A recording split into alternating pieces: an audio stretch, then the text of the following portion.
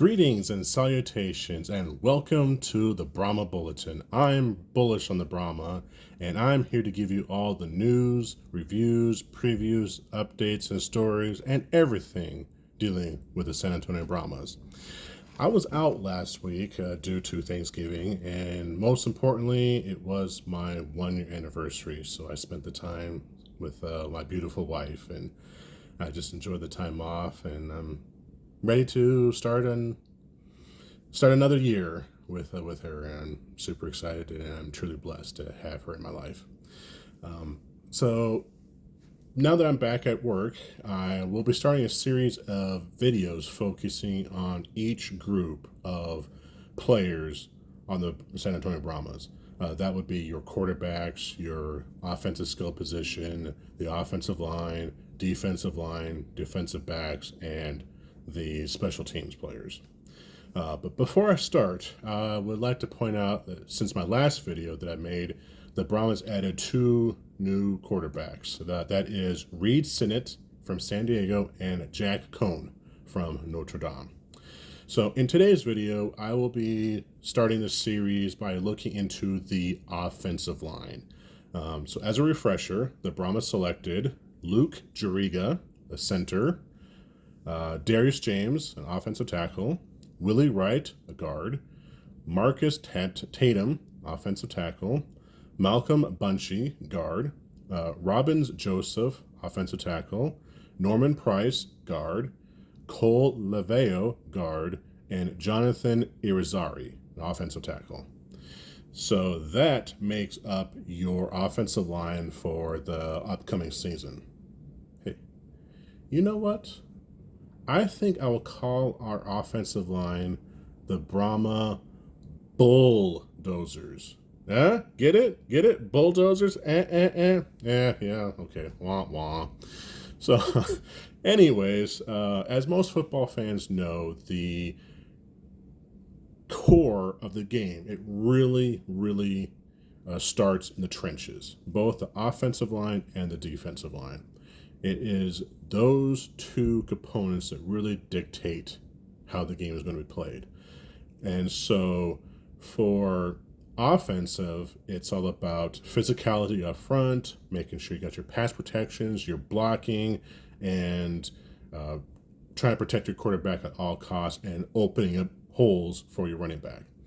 So just by a quick little research, our offensive line averages about 312 pounds, which is a lot of beef on that line. Beef. Yeah. Anyways, so in my opinion, the most important bulldozer on our team is the center. The center is like the brains of the offensive line. They are typically responsible for diagnosing the defensive scheme pre-snap and calling out protection plays. This in conjunction with the quarterback. They both create a symbiotic relationship. So when the center is down, he looks up, he sees what the defense is doing, calls out protection to the guard, to the tackles. Hey, look out for number 52, do double team 64, whatever the case might be. And also the quarterback is looking at the same thing. And between those two, they are calling the protection plays. Maybe the quarterback ought to do an audible and all that stuff. But the center and the quarterback have a very important symbiotic relationship. And so because the center is the brains of the offensive line, and I believe the offensive line is probably the most important part of the offense, because the center is that brain, they, I think, are the most important part of that, the bulldozing company. And so the center needs to be very intelligent, athletic, and I think very physical as well, too. And because they form that symbiotic relationship with the quarterback, I think it's very crucial and critical to our offense. The second most important player on the bulldozing company would be the guard, with the left guard specifically. So the left guard, they typically are the blind side of the quarterback. And that's especially true for our team because out of our four quarterbacks, all four of them are right-handed passers. So they're always going to be looking to the right in the back side of them, they're not going to be able to see very well who is coming from behind. And because that part is their blind side, they need to have that side of their offensive line to be rock solid. And so that would be your offensive guard on the left hand side, is the second most important part on the offensive line. So we need them to be a wall and not a turnstile, just allowing any defensive end to just be coming running up blindsiding our quarterback and taking him down. So those are the two most important parts of our team, I think, the center and the offensive guard. Now, all the players that we drafted don't really know who is going to be where, who's going to be the center, who's going to be the right tackle, the left tackle, the right guard, the left guard. The only thing we do know is that Luke Juriga did play center, so perhaps he will continue to play center. Looks like he does have some NFL experience.